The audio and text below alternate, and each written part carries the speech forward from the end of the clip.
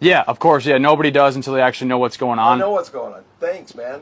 I really appreciate it. I don't want none of your information. Of course, man. Wait, you can tell he's smiling. Okay.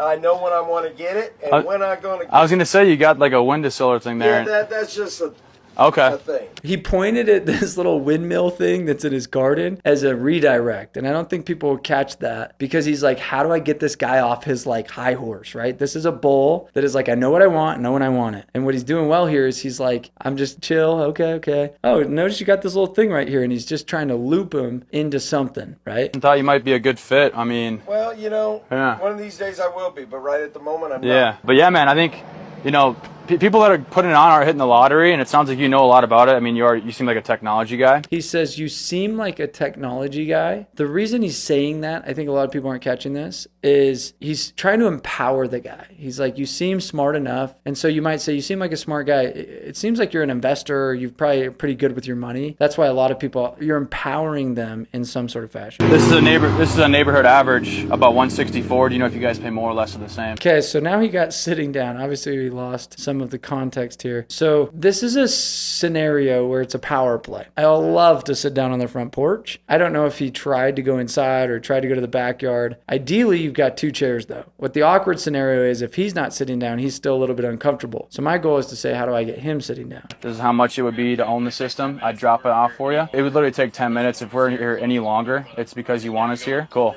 All right, brother. What I do like about it is he's a setter, but he's also setting himself up as a self-gen, where a lot of setters, they're just trying to get information. That leads to no-shows. Meaning he's like, let me get thoroughly explained how this kind of works so that there's an actual strong appointment. Now, he's then fully explained it, fully expressed, fully put his heart and soul into this. And then the guy says, no, thank you. This guy's now like, I at least gave it 100% of my shot. Had I walked away at the very beginning, it's kind of like, you have no idea what you're saying no to. Have I walk away now, I feel great. He said no, but I gave him a full explanation of what it is, and then he said no. Now I'm cool with that. So I love the persistence, love how he sat down. My only feedback would be try to get inside. Try to use some weird other technique to be like, let me show you the meter. Okay, let me show you let me see the back of the house. Let me look at the roof, maybe this side.